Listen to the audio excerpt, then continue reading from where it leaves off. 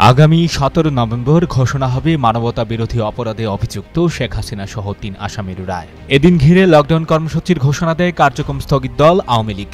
এরই অংশ হিসেবে ফরিদপুরে ভাঙ্গায় ঢাকা খুলনা মহাসড়ক অবরোধ করেছে দলের নেতাকর্মীরা। সকাল 6:30টার দিকে সোয়াদি ও পুলিয়া এলাকায় আওয়ামী লীগের নেতাকর্মীরা অবস্থান নেন। এতে ঢাকার সাথে দক্ষিণবঙ্গের বিভিন্ন জেলার যোগাযোগ বিচ্ছিন্ন আছে।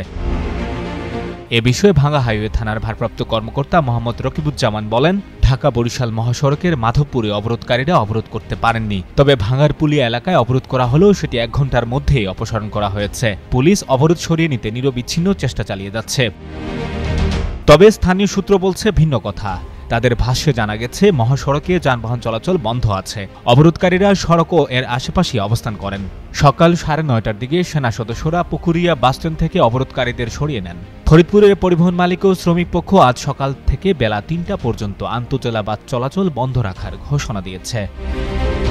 ফরিদপুর বাস মালিক সমিতির নেতারা জানান, তারা বাস চালাতে চান, তবে যাত্রী না পেলে তো বাস চালানো সম্ভব নয়। এদিকে সকাল 6:30টা থেকে ভাঙ্গা উপজেলার আলগি ইউনিয়নের সোয়াদি এলাকায় ঢাকা খুলনা মহাসড়কে গাছের গুঁড়ি ফেলে এবং টায়ারে আগুন জ্বালিয়ে কার্যক্রম স্থগিত আওয়ামী লীগের নেতাকর্মীরা সড়ক অবরোধ করেন। এছাড়া ঢাকা বরিশাল মহাসড়কের মাধবপুর এলাকায়ও টায়ারে আগুন দেওয়া হয়েছে।